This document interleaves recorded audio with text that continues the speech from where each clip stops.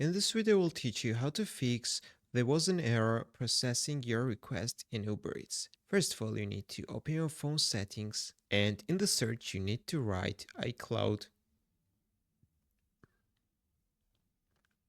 Open your iCloud, then you need to go to the See All Apps to show all applications that are using iCloud, and in the list you need to find the Uber Eats.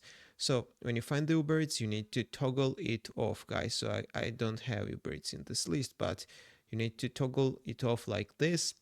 After you will do this, you need to open your Uber Eats, go to your account settings, click on your profile picture and click sign out. After you will sign out, you need to log in back using your credentials. And finally, you need to go back to your phone settings and you need to go to general.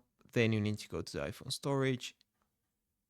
And right here, you need to find the Uber Eats in the list. So you just need to click Uber Eats. For example, I will click this one and you need to select offload app. This will reinstall your app and it will save your account data, guys. So just click the offload, then click reinstall, and this will help you to solve your problem. If this video was helpful for you, don't forget to click the like button and don't forget to subscribe.